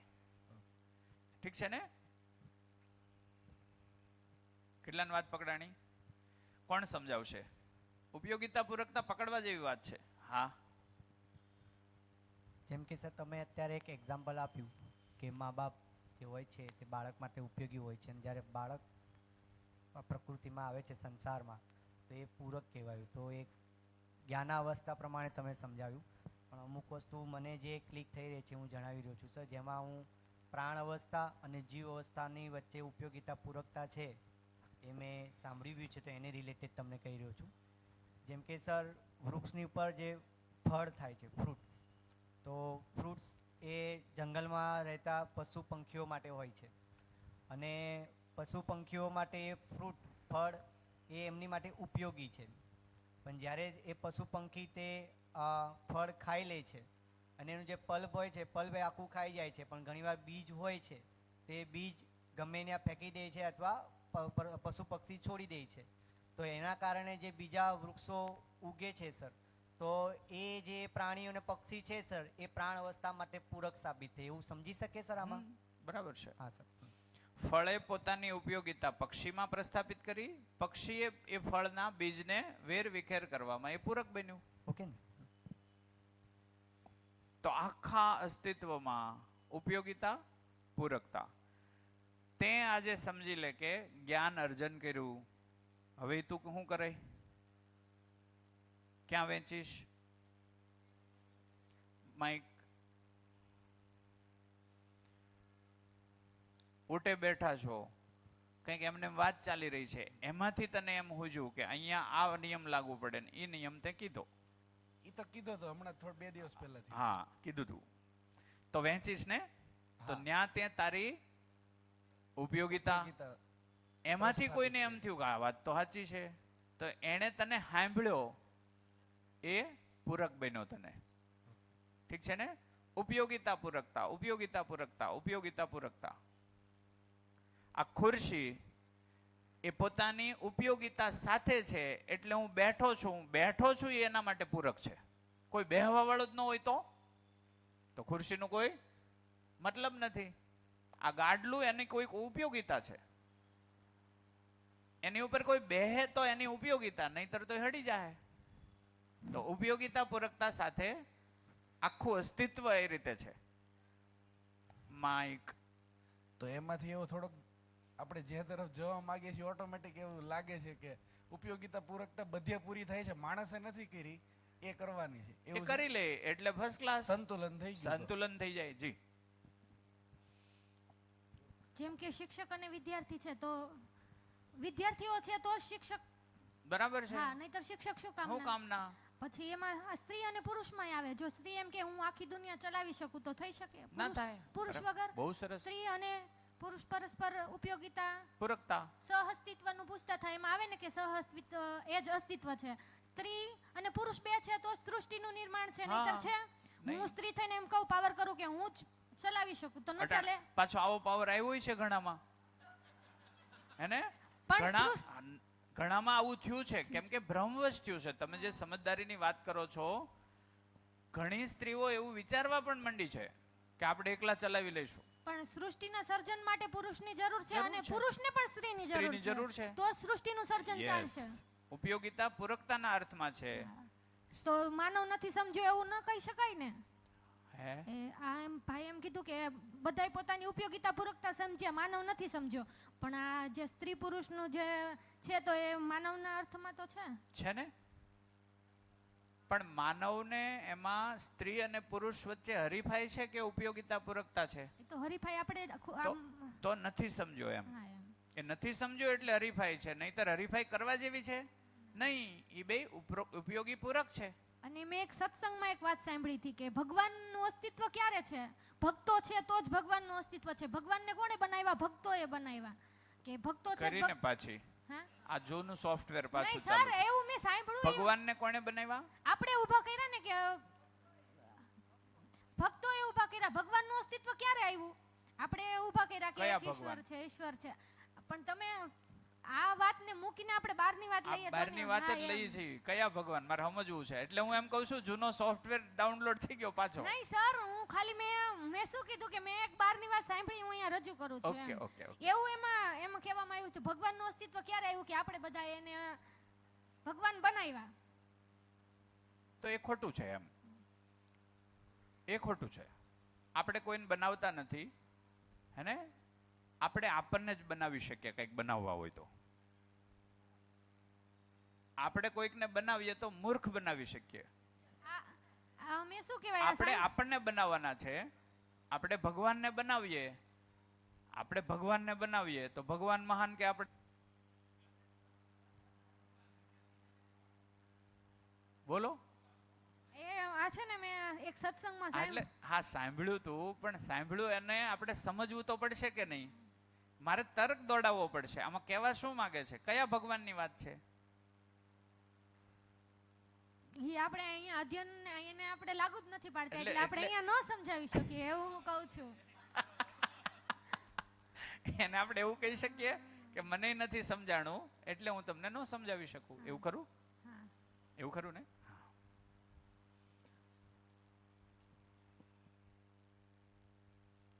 આપણે ભગવાનને બનાવી શકીએ તો આપણે એને મહાન થઈ ગયા કે નીચા રહ્યા?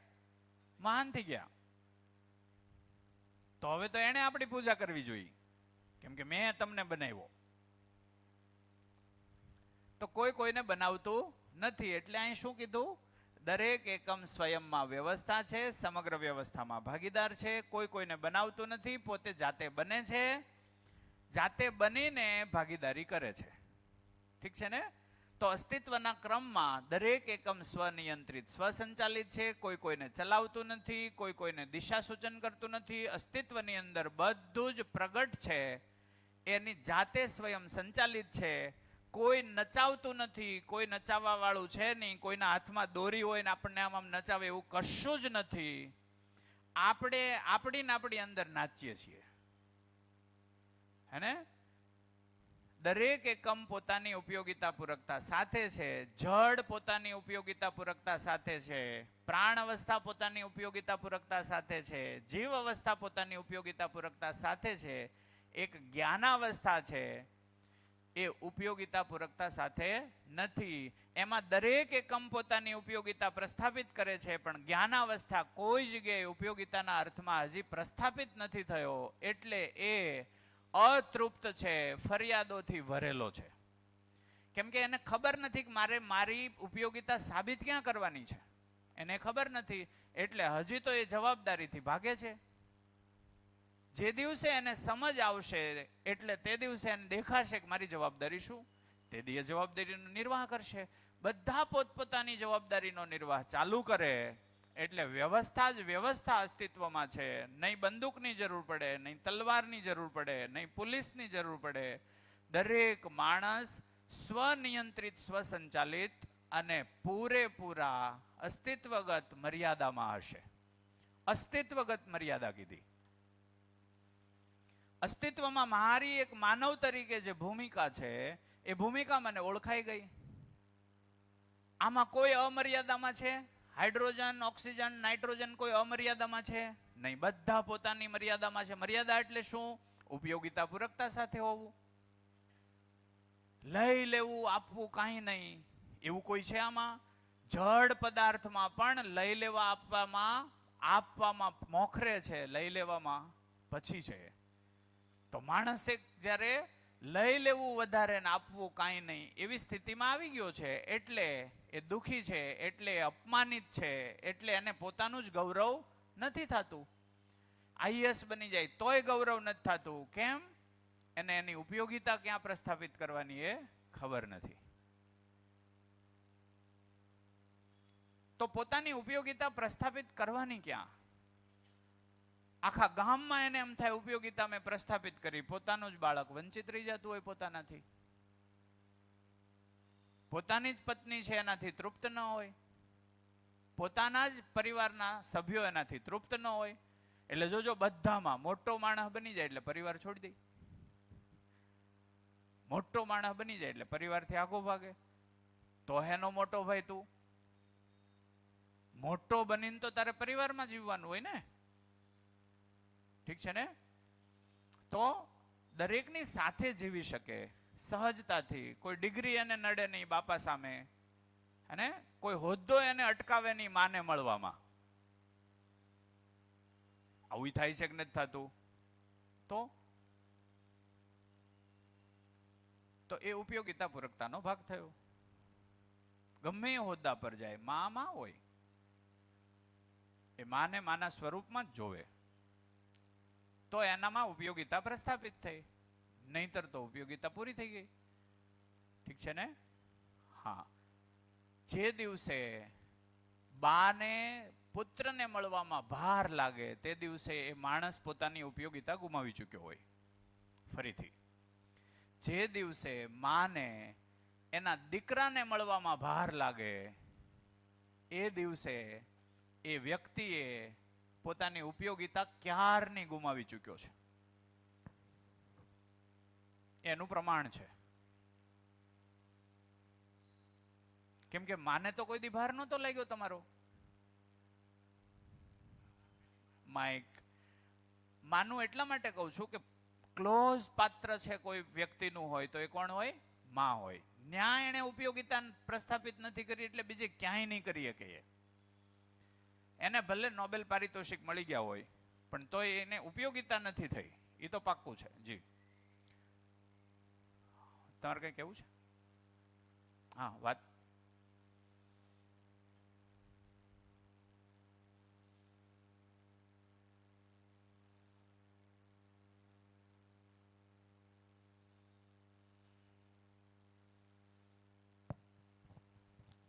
ઉપયોગિતા લાઈક માને ભાર લાગે એટલે કયા બાબતનો ભાર? જેમ કે નોર્મલી કેવું હોય, ભાવ ન હોય એમાં, એને ભાવ ન હોય. ઉમળકાથી જે મળવાની પેલી ઈચ્છા હોય એ એમાં એને એમ થાય કે હું બોલાવું કે ન બોલાવું.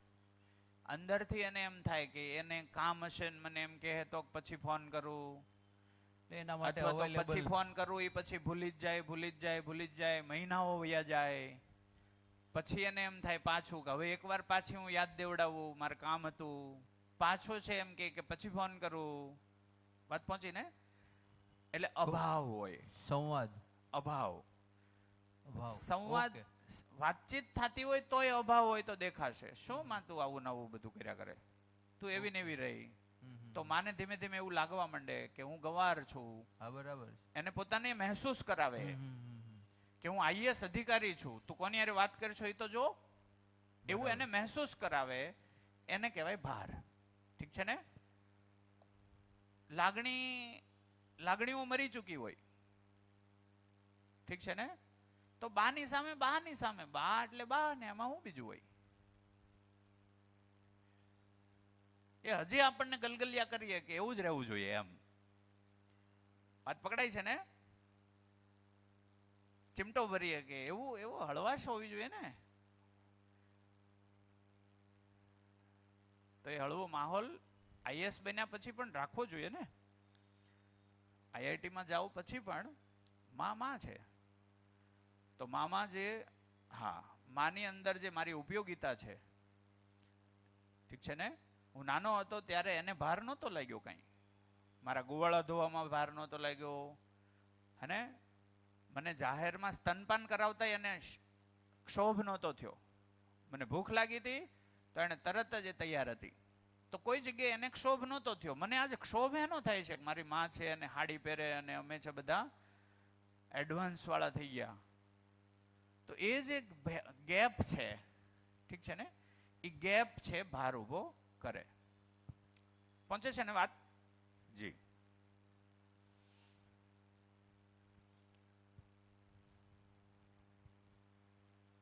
બીજું કઈ? હાજી, માઇક.